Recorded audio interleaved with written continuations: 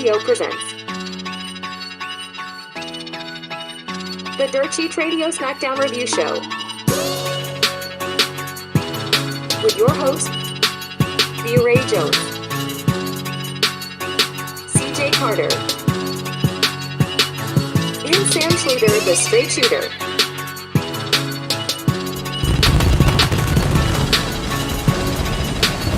Get ready for the Sheet Radio SmackDown Review Show. Starting now.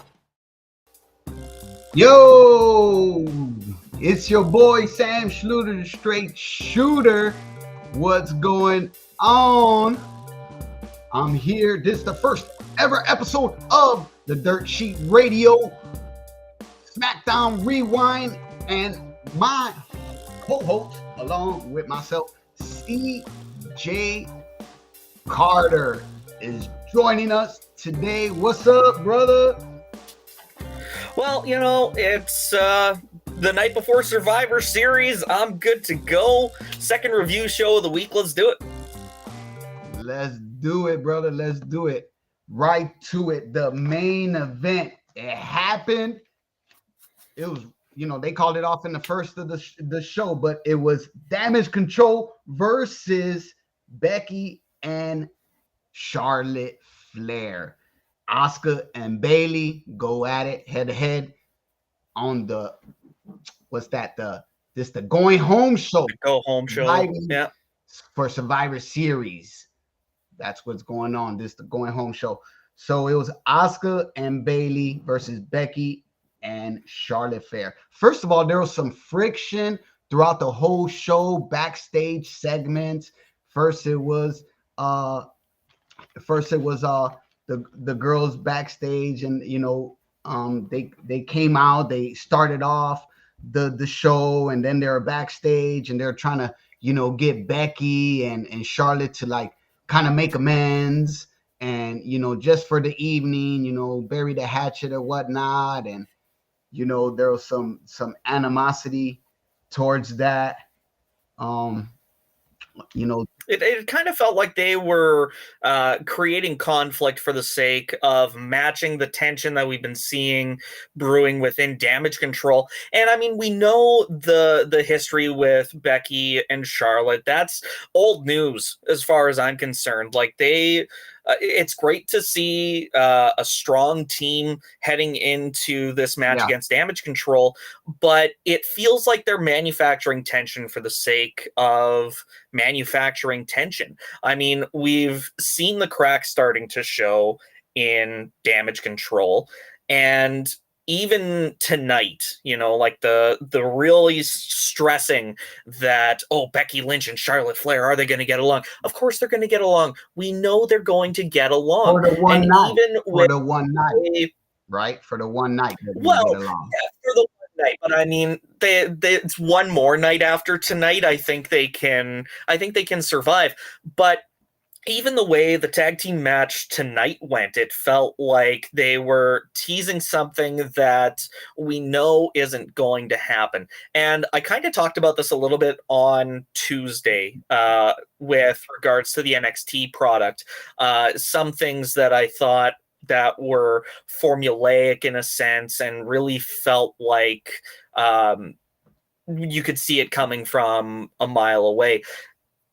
I'm going to call it now. There's no way Damage Control is going to pick up the victory based on how things played out at Survivor Series. I don't see Damage Control getting the job done. Well, you know, to talk about what you're saying, old news, right? Well, they're establishing, you know, just a little background, you know, you could say.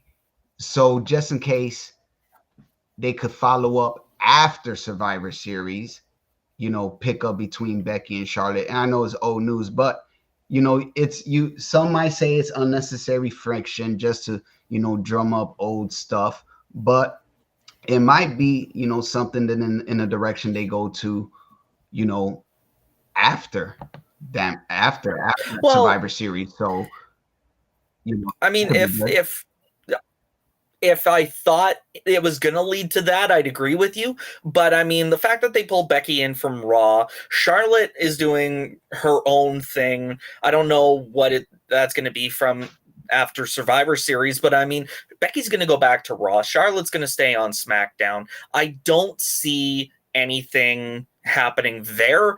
It still doesn't feel like Becky's done with Xia based on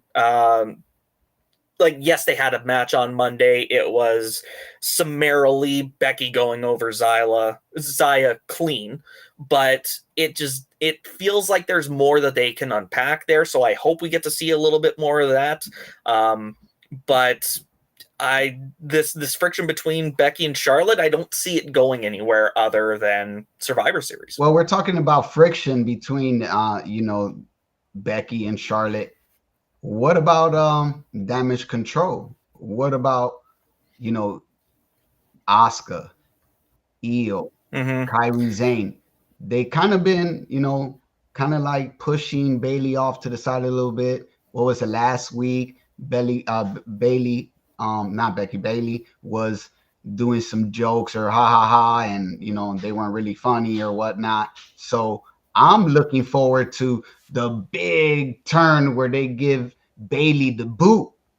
That's what I'm waiting on, and it might happen tomorrow. It might be some friction that happened. Somebody ducks. Bayley accidentally hits one of those ladies, and then causes friction. So, that's a possibility. That's a possibility. Yeah, and they've been working towards that in the last 2 weeks, I say. And it could even just be a matter of Bayley takes the pin in the match, and that's enough for the rest of her teammates to give her the boot. I mean, Dakota's going to be on the outside of the cage. It's not like she's going to be able to interfere to help save Bayley. Does she even want to save Bayley? Why can't she interfere? Why can't she interfere, CJ? It's because the match. Cage is going to be down, and the cage is going to be down, and Dakota's going to be injured. What if she's not as injured as we all believe, and she could interfere? It's a War Games movie. It's a War Games. There's no rules, and the only rule is everybody in the ring to the match starts. That's true, and I mean it's definitely possible. It might be that. That could be that way too, but we'll just have to see how it all plays out tomorrow night. Well, Bayley rolled up Becky. Becky came in solo. You see Shotzi and Charlotte, and they came in together, but Becky came in solo. But before the commercial break, it was Becky and Charlotte. You good? You good? Let's go. Let's go. They walked to the ring together to Gorilla, and I thought they were going to come out together. And then when we came back from the break, then it was like, oh, what happened? Like, oh, it came out solo. So like you said, they're harping on that, but Damage Control wins tonight. So like we were talking before we went live, everybody assumes that Bayley won tonight, and then Charlotte and the crew's going to win tomorrow. So we'll see what happens with that. And go ahead. Even just like at the top of the show, they had the promo, all four of Becky and Charlotte's team standing in ringside. They all had their minute to cut their promos.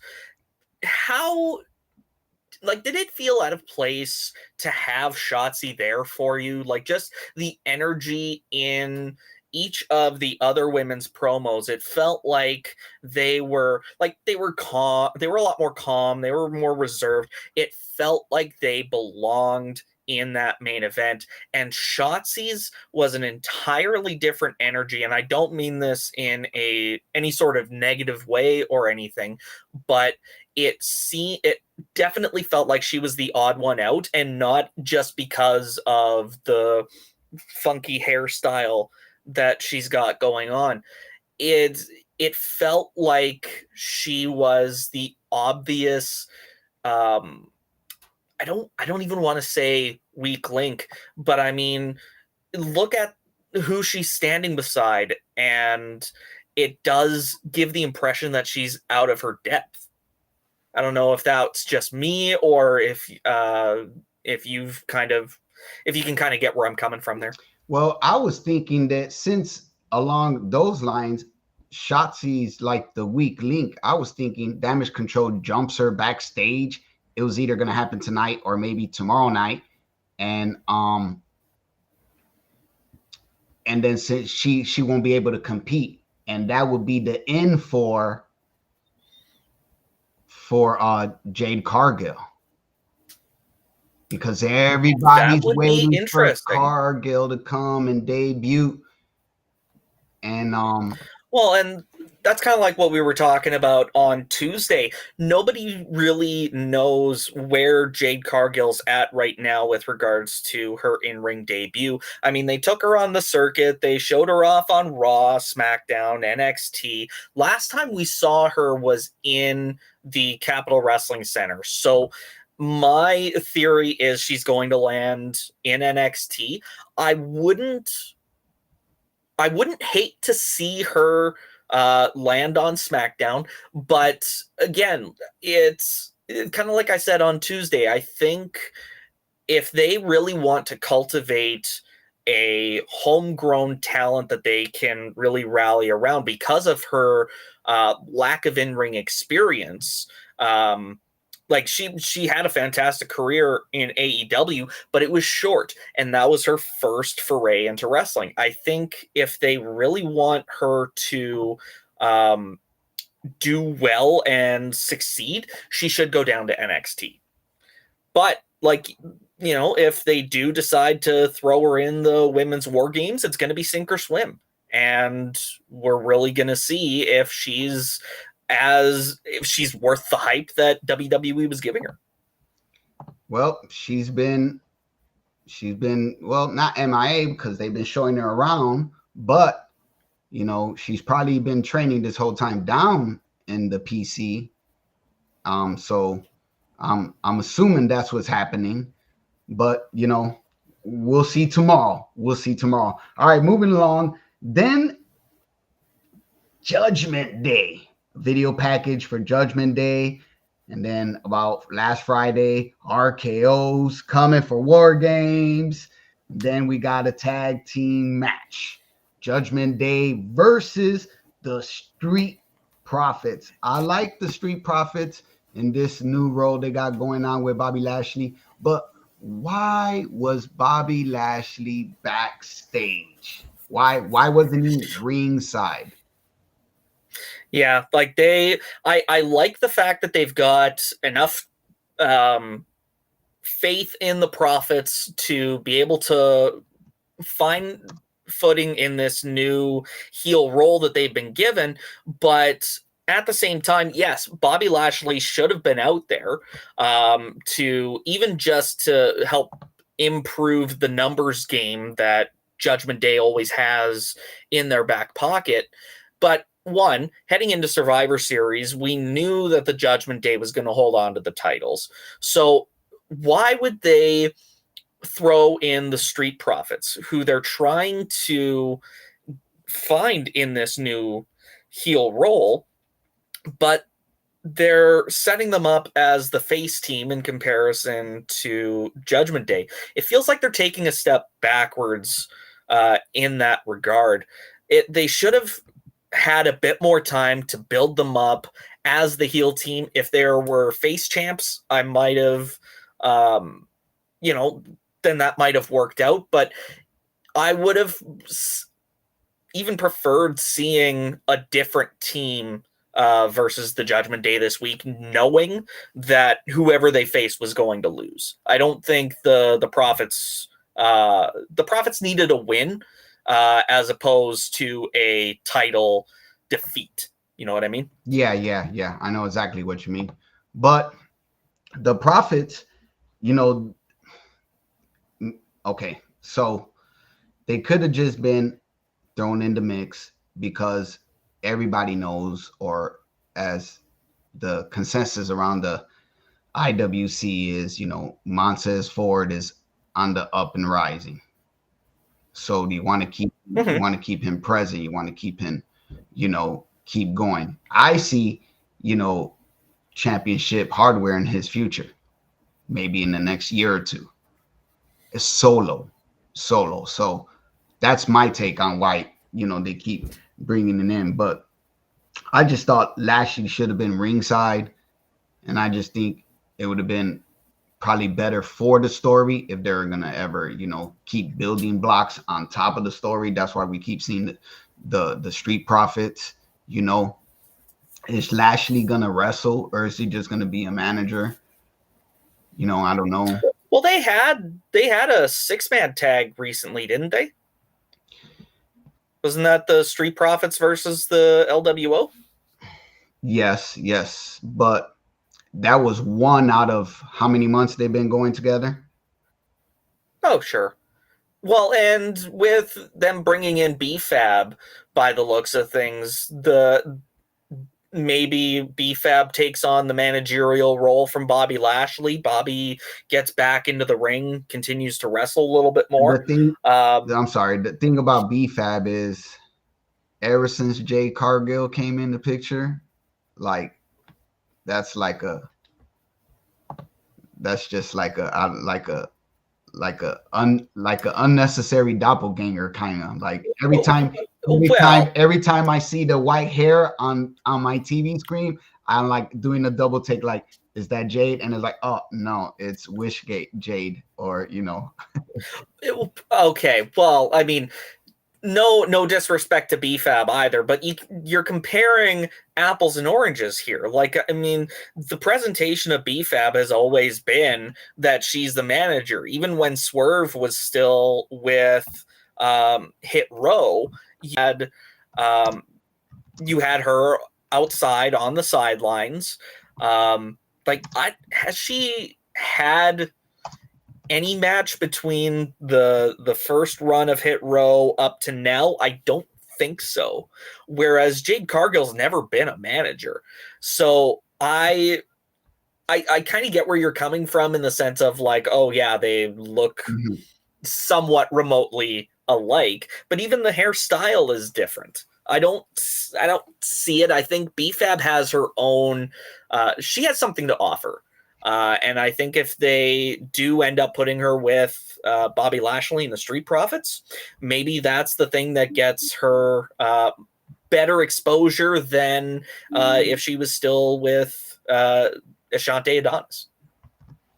Well, we're going to have to see if any of that, happens with B-Fab. I mean, it'll be nice. It'll be nice for her to, get somewhere and get used, instead of just hanging around. Who doesn't want to work? Everybody, I don't even like going to work and just standing around doing nothing. I'd rather just send me home. I don't care if you're paying me $100 an hour. Just send me home. You know what I'm saying? Like, I can't work. Yeah, I get it. Let's work. You know what I mean? But Judgment Day, Street Profits, it was good. Interference from Mommy. Ooh, of course. Mommy looking good as always. Interference from Mommy. Finn push Montez forward off the top ropes. Bam. That led to a little dysfunction junction there, and then that was all she wrote. 1, 2, 3. Judgment Day retains. This was for the title, so that kind of freed up tomorrow night, so we won't get a tag team matchup. I think that's why we got all the tag teams tonight. Well, and I mean, the fact that the tag team champions are going to be in War Games, so we already knew they weren't going to be defending their title tomorrow night. But now they've got the tag team gauntlet match that they've set up for this Monday. So at least we know they're going to have new challengers stepping up to the plate soon. It feels weird to say, but I mean, I find myself looking forward more to beyond Survivor Series than Survivor Series itself. Like the matches that they've got planned on the card are going to be good to watch, but I don't know what I have to look forward to after Survivor Series based on the card. So hopefully that picture clears up by the end of the show tomorrow night, but we'll have to wait and see on that. Well, I see what you're saying. Like the build up to Survivor Series was more exciting than the card itself, but I think some actions will happen at Survivor Series that carries the news story over past, Saturday into Monday Night Raw and stuff. I hope so. Yeah. All right. Then we went and they had a second break. It was like 35 minutes into the show. We seen a Dragon Lee video package, and I put a little star right there because I like Dragon Lee, and this goes back all the way back to like Sin Cara. Sin Cara was supposed to be the next Rey Mysterio, right? And he only had one job. and he couldn't get it right. Right. Well, and that's why I like Dragon Lee. Like, he's managed to connect better with the WWE universe than Sin Cara has. He's got a phenomenal move set. His time in NXT was a great showcase to get eyes on him if they didn't see him wrestle in Mexico or hadn't seen him. I think I'm not really familiar with his career before he signed with WWE, but I'm sure international fans have had a chance to watch him somewhere before. But I'm glad he's getting eyes on him now. That being said, I do have some thoughts about him getting into this LWO Santos Escobar Carlito feud, but we might talk about that later when we talk about that actual segment. I put a little star there too. Just carry the one, multiply the two, and we'll talk about that later. Grayson, out of nowhere, Grayson Waller effect, right when we came back from another commercial break. Grayson Waller effect. Grayson Waller's there, and then he said his guest is Kevin Owens. And then, the announcers, Michael Cole, and they're like, oh, that Kevin Owens suspended or whatever. And turns out that it's nobody than Austin Theory in Kevin Owens gear, right? Pretty solid fake out. Like, I mean, we've seen it before, but I got a kick out of Corey Graves trying to pull I didn't notice that wasn't Kevin Owens until he was right in front of me. I didn't know that was Austin Theory. Look, now, there is such a clear difference between Austin Theory and Kevin Owens. Now, he went the Miz route. Miz is the man when it comes to dressing up like other characters and making fun of them. Miz is the man for that. But Austin Theory, it would have been dope if he would have came out with a beard, like a fake beard. Well, yeah, but I think that might have just highlighted on the fact that he has trouble growing facial hair his own way, like he takes off this masterful beard and it's just like patchy and scraggly underneath. The only note that I had written down for that promo and the following match, because they end up talking about LA Knight. LA Knight comes out. It ends up becoming a tag team match. Why aren't these guys on the Survivor Series card? Like, I mean, I get that you can't put everybody on there, but I mean, Kevin Owens is still one of the hottest names in the company following his tag team run with Sami Zayn. LA Knight is still one of the most popular stars. He just headlined Crown Jewel, and they can't find a spot for him on Survivor Series that feels just wrong. Like, it feels like they could have even done this match on Survivor Series. And I get you don't want to take a match away from SmackDown. Like, it was a fantastic match, but having these names not on a massive premium live event feels wrong. Even though they're not stated to be there, I think a backstage appearance will happen. I think something might happen with Kevin Owens and Grayson Waller and Austin Theory backstage tomorrow, or maybe pre-show. Yeah, I know could be. I know it's a shame, but everybody got a role to play, and now it's time for KO to step back and do something else after being in the drama with the Bloodline and Sami Zayn and all of that. It's probably time, take a little break there, and then you get this cheese up storyline, which I don't mind because Kevin Owens makes everything better. Oh, 100% he does. He does. I got to meet Kevin Owens. He had come to my hometown for a house show right before COVID hit. And he signed the program, but he signs it over, quote unquote, Seth Rollins' stupid face, because they were feuding heading into Mania that year.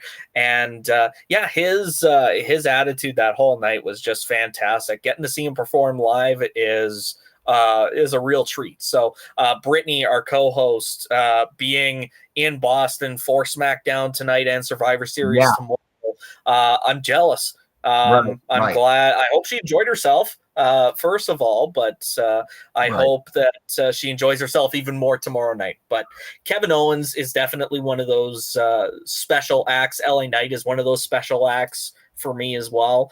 I would like to see them on Survivor Series, but at least we got to see them on SmackDown. Right. That's good. And speaking of KO, the real KO shows up. Then he makes a match. Then he says, LA Knight comes out. Yeah. And the crowd pops so hard for LA Knight. The crowd was hot for LA Knight. LA Knight calls Austin Theory a A-Town clown. I laughed at that one. That's A-Town clown. KO and LA Knight break up the Austin, the Grayson Waller effect. They break up the whole set. I guess getting ready for the tag match that was about to come. They took a break. They came back for the tag match. LA Knight and KO tagged up. I think this is a good match. This is something to carry on. This is why I think a little something might carry on into tomorrow. We'll see. At least another segment backstage. I don't think they're done with this story just yet. I think it's just starting to, slow cook. But I think the key moment for myself in that match when LA Knight took Grayson Waller and Austin Theory, and right on the announce table he started doing the the double head. That was a solid spot. That was good pop, good cheap pop. The Chicago crowd was going hard for that one. It was a good tag match. Like I said, it was just tag match mania tonight. LA Knight, he goes on a run after a hot tag, pins Austin Theory 1, 2, 3. That's all she wrote for that match. Then we cut to a backstage segment, right? Bianca talking Bex down off the ledge, right? We talked about that earlier. Then we cut to after that, there was a Carlito came out, and then we seen an LWO video package. Santos turns heel. I wish they cut your leg off, Ray, from last week and in the week before.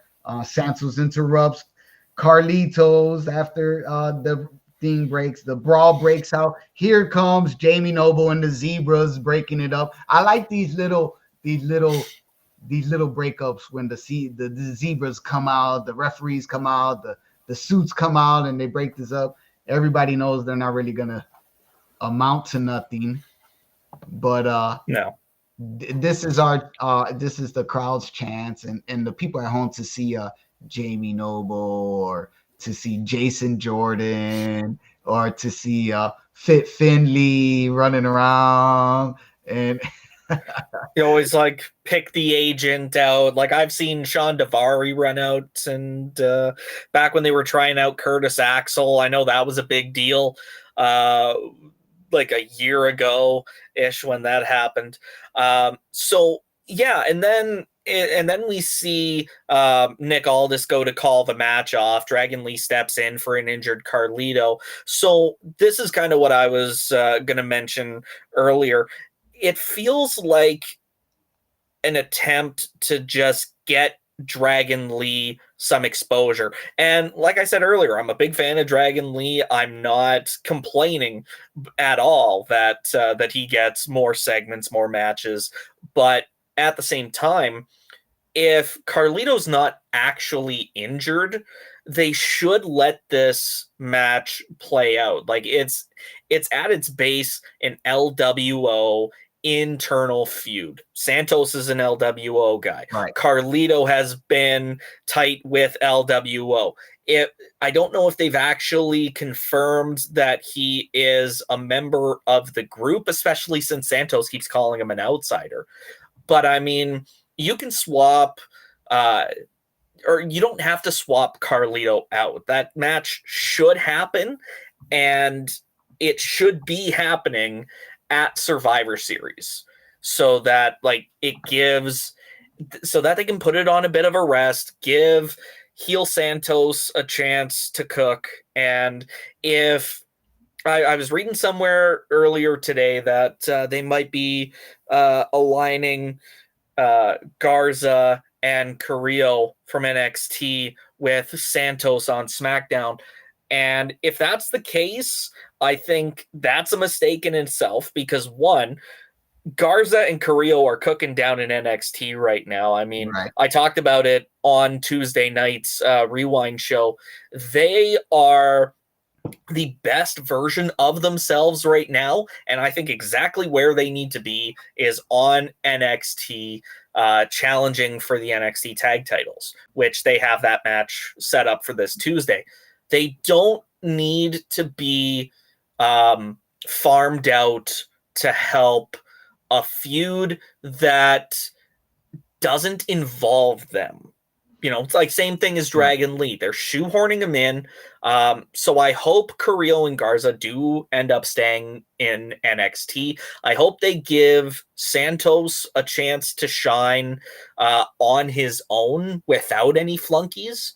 But if they do take the opportunity to set that up on Saturday at Survivor Series, then I hope they will at least do it justice for everybody. Well, that'd be a good way to go, a good avenue to walk down.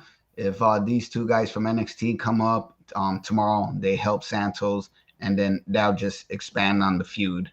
And then Carlitos could get back in, right? But other than that, I just can't wait to see that one. You know, I'm a big LWO fan. I mean, who isn't? You know, it's just reminiscent of back in the day, and they're keeping it alive. So, you know, I trust they're gonna do something good. And I kind of like the Dragon Lee, and we'll talk about that in a little bit. So after that was Fight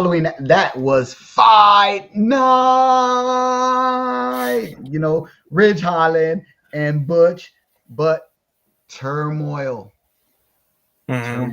Ridge Holland left our boy Butch solo dolo. And you know what? Right when that happened, I was like, wouldn't it be awesome if Butch wins? And I thought he was going to win when he was running back and forth to pole to pole and doing the kicks. And then, bam, you know, 2 against 1, he got outnumbered. the numbers were just too much for him. But like, and it was because an accidental hit last week, and what's gonna happen? But why Sheamus didn't come out? That's what I was saying. Why? Well, Sheamus didn't come out? and that was the point that I was going to bring up. It feels wrong teasing Brawling Brutes split without Sheamus in the mix. I don't know if he is injured. Like, I know the last time we saw him was his match with Edge, like a month and a half ago. I don't know if he's injured or if they're just not using him right now, but there's no reason for him not to be involved in this. Like, I mean, he's the guy that brought Butch Holland to SmackDown. He's the guy that brought Butch into the Brawling Brutes with Butch or with Ridge. So it's lacking that hook, and whether they end up just imploding the whole thing or end up figuring a way past this to keep the group together, Sheamus should be involved. And you're right, it's weird that he's not involved. Right. And where is Sheamus? I mean, they could have explained to us why he's not there. They didn't even say nothing. I didn't hear nothing. Did I miss it? Nope. Did I didn't, what was going on with that? I mean, if you missed it, I missed it. I didn't hear any mention of Sheamus at all. Right. They could have explained that one for the crowd and the people at home. That would have been nice. And that was the third match of the evening. And that was a tag match. And it was Pretty Deadly. And Pretty Deadly doesn't they don't bother me as much. They're entertaining, but like it seems the constant references to Kit Wilson being stuck in a wheelchair for a shoulder injury, like it's those moments that really crack me up in this storyline. And I think that's part of what is going to really stand the test for Pretty Deadly. Like, are they going to be able to be a serious team, or are they going to wind up being a comedy act? They're already a comedy act. My thing, right? But is that a speed bump for them on the way to? Okay, so let's compare them to Garza and Carrillo, for example. They weren't a comedy act, but their Los Lotharios gimmick was definitely not what I would consider serious. Them right now, that's their serious team. Is Pretty Deadly in its current form a serious team, or is it a comedy act through and through? That's the question that I think they need to answer. They're a seriously funny team. That's what it is. Because that is true. But the thing with them is they're just always winning by dumb luck, or because the other team can't get it together, or obviously they cheat or whatever. I just want to see them start winning clean, win one clean, and then that's how you get away from the little silly gimmick, right? If they want to go that route. That's totally justified too. Like they want to go that route. I don't think they're going to go that route. They're going to keep they're going to keep the silliness going for quite a bit of time. Well, and they did have a solid strategy in the finish of the match tonight. Kit Wilson being the legal man when Butch tried to roll up Elton Prince. That's solid strategy. That's just taking advantage of the situation where your opponent's pinning the wrong guy. So you just change the situation and you're able to sneak the win there. But yeah, it still made a difference that Butch walked out, or that Ridge walked out on Butch. That I'm not going to say that the Pretty Deadly won off their own merits. There was definitely the factor of 2-on-1. But yeah, it'll be interesting to see how they're handled going forward. And before I forget, there's one moment where Ridge Holland did like that fall away German suplex, and I think it was not the blonde-headed one, the brunette. He landed awkward, like on his neck and his shoulder, and I'm like, man, this guy, he should stop doing that move. Isn't that like how Big E got hurt? And I'm like, he should just stop doing that move, because he can't get everybody over the same way. Everybody's different size. That was just a little scary moment. I kind of like gasped. I was like, oh, what's going on? I was like, oh. And I thought Michael Cole was going to talk about Big E when he was talking about how Ridge might feel like he put Kit Wilson or Elton Prince. I struggle to remember which one is which. I'm pretty sure Elton Prince is the blonde one.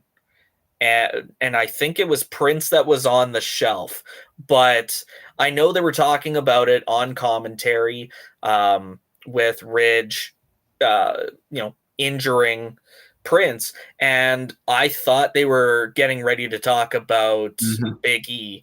I'm kind of glad that they didn't, because that was something that, it wasn't anything but a freak accident, but it's like you said, it was the same move, and that easily could have gone wrong again today. So if that is the case, that he needs to stop doing that move, then one of the producers needs to pull him aside and say, look, you're cutting it really close.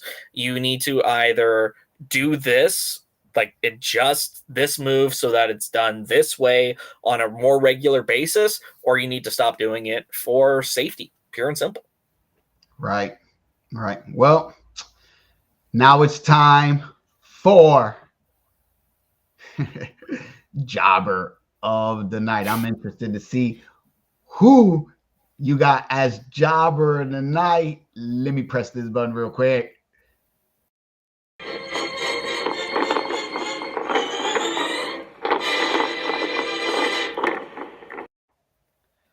All right, you go work first. If I do say so myself. Like that is top-notch stuff, Sam. Well done.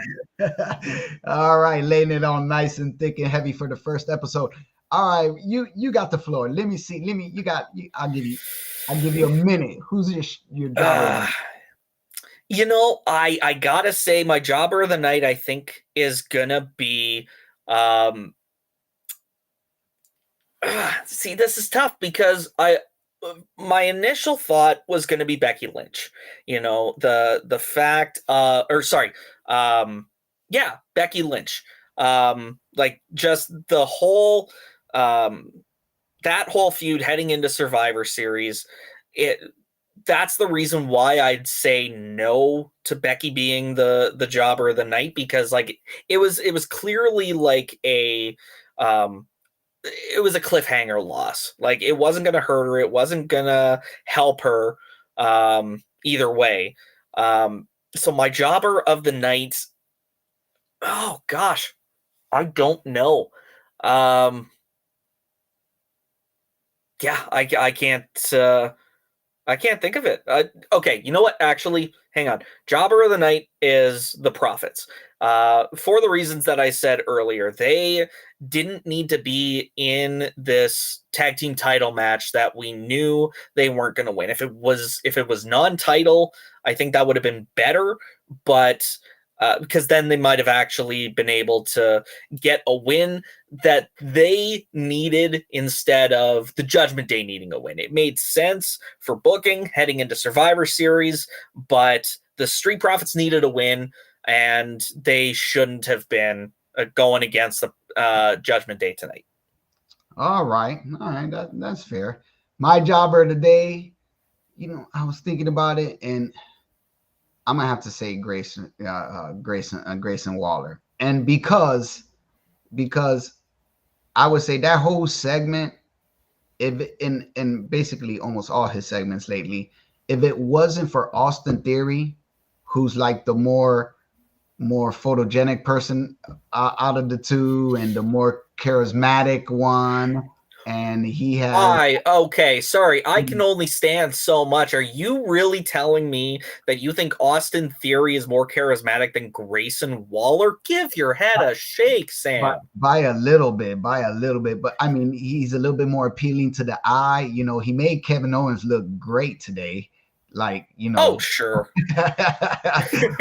but I just say he's the jobber of the night, because that whole Grayson Waller effect thing is kind of cringe, and they need to stop it.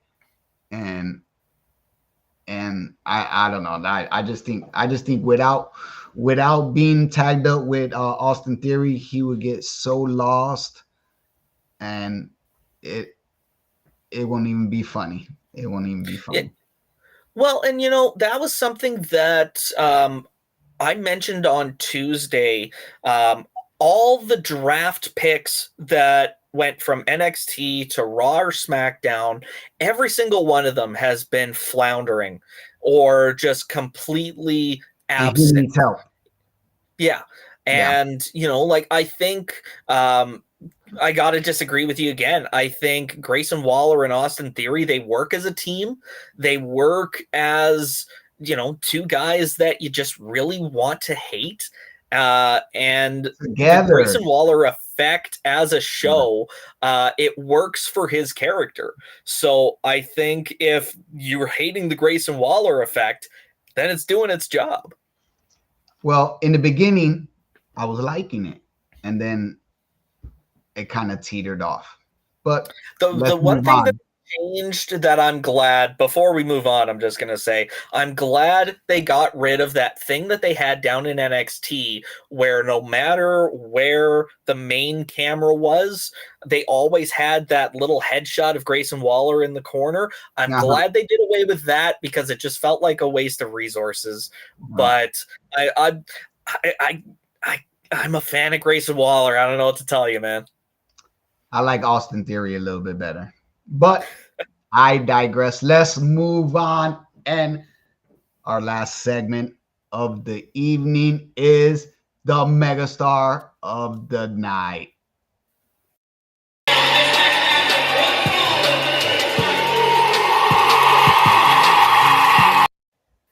There it is, megastar of the night. I'm going to have to take this one first, and then you could go for it. Megastar of the night is Dragon Lee. Listen, they started off in the beginning of the show with a video package with Dragon Lee. Then he was, boom, out of nowhere, Hurricanrana. He came to the aid of Carlito a little bit too late, but yet and still, he came through, and they're just giving them the push. He's going to be the next Rey Mysterio if he doesn't take the Sin Cara route and start fucking everything up. Excuse my French. But that's my megastar tonight, Dragon Lee. I can't wait to see more from Dragon Lee. What about you, buddy? I gotta say, the Dragon Lee is your megastar. That's a solid pick. He looked like a megastar tonight, and heading into Survivor Series, I gotta say, I think you won me over. He's definitely my megastar pick of the night too. It feels weird to say as we head into Survivor Series with 2 War Games matches on the card, but it still feels like Dragon Lee, following this episode of SmackDown, has the most momentum going into Survivor Series. I think his match with Santos is going to be unfortunately overshadowed by the War Games matches and the stories that they're going to tell, but that's one that is still definitely going to be a solid match either way. Yeah. It's going to be in the beginning of the show, but it's going to set the bar pretty high. It's going to set the bar up pretty high. And I'm excited to see more of Dragon Lee. And every direction they send him, and see what happens. See if there's some gold in his future, which I know it's going to happen. He would be, just for starters, a good, United States championship, but we'll see. We'll see what happens. Well, man, that concludes the first episode of the Dirt Sheet Radio SmackDown Rewind. I know we didn't get a call from B. Ray Jones. She was in the building at SmackDown. She tried to tune in earlier. I seen her down there, but she couldn't get her camera working. I didn't see no face. So, maybe next week we'll see. I know she'll be in the building tomorrow in Chicago for Survivor Series. It was fun doing this, CJ. We're going to be at it again next Friday. And that's basically and every Friday. And every Friday after that. And for the people, they want to get to know you and find you and follow you, how they do that, my friend? Well, check me out on X at CJ Carter22, and I'm going to be here every Friday night and every Tuesday night on Dirt Sheet Radio, rewinding NXT. All right. And I'm your boy of the 2KWE, 2K Wrestling Entertainment, Sam Schluter, the Straight Shooter. You can find me everywhere right there. It says it right there. X, Twitter, Facebook, Instagram, and YouTube on 2KWE. That's 2K Wrestling Entertainment. All right, pal. We'll see you next Friday, and B. Ray Jones will be with us next Friday, right? Absolutely.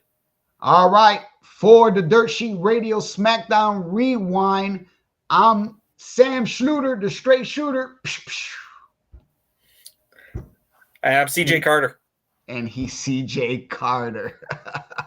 You got to get your little theme down. All right, pal. I'm CJ Carter. How's that? All right. See you later, folks.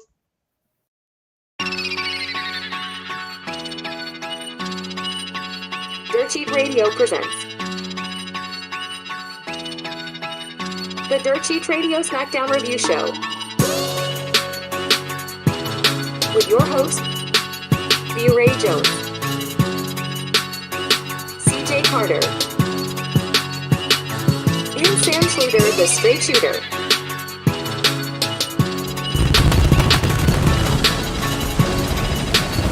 Get ready for the Dirt Sheet Radio SmackDown Review Show.